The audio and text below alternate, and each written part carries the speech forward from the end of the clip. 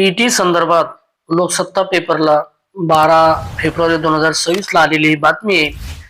TET exam TET सक्तीच्या संदर्भात प्राथमिक शिक्षक परिषदेची राज्य सरकारकडे महत्वाची मागणी. ती महत्वाची मागणी कोणती या ठिकाणी आपण पाहूया.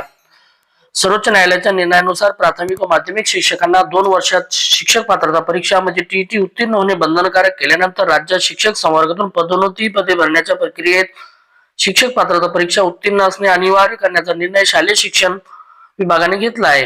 आपल्याला सर्वांना माहिती आहे बघा, पदोन्नती जर हवी असेल तर त्यासाठी टीटी आवश्यक आहे. यात इतर संवर्गाप्रमाणे सेवाज्येष्ठ शिक्षकांनाही गुणामध्ये सवलत द्यावी अशी मागणी महाराष्ट्र राज्य प्राथमिक शिक्षक परिषदेने केली आहे. महाराष्ट्र राज्य शिक्षक परिषद प्राथमिक विभागाच्या वतीने महाराष्ट्र राज्य परीक्षा परिषदेचे अध्यक्ष नंदकुमार बेडसे साहेब यांचे शिक्षक परिषदेचे राज्याध्यक्ष राजेश सुर्वे यांच्या नेतृत्वाखाली भेट घेण्यात आली.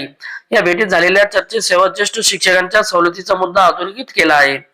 राज्यातील स्थानिक स्वराज्य संस्था व खासगी शिक्षण संस्थांतील शिक्षक भरतीसाठी पवित्र प्रणाली मार्फत शिक्षक पात्रता परीक्षा म्हणजे सीटीईटी आणि टीईटी घेण्यात येते.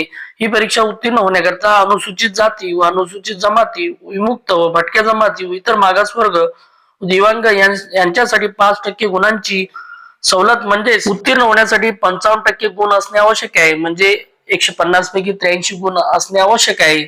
तसेच माजी सैनिक, शहीद सैनिकांच्या पत्नी व त्यांचे कुटुंब यांना 15% गुणांची सवलत देण्यात येत आहे.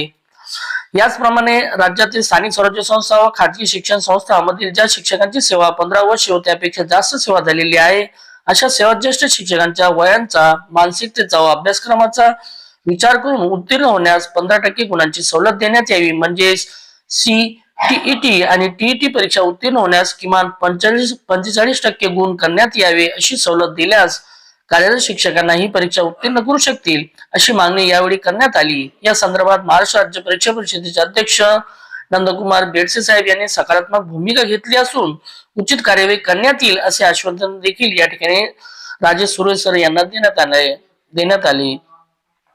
शिष्टमंडळामध्ये महाराष्ट्र राज्य पदवीधर शिक्षक संघटनेचे राज्याध्यक्ष मनोज मराठे सर, अलिबाग शिक्षक पेढीचे विद्यमान चेअरमॅन निलेश साळवी सर, परिषदेचे मुरुड तालुका उपाध्यक्ष हिमाकांत गोयजी सर यांच्यासह अनेक पदाधिकारी या ठिकाणी उपस्थित होते.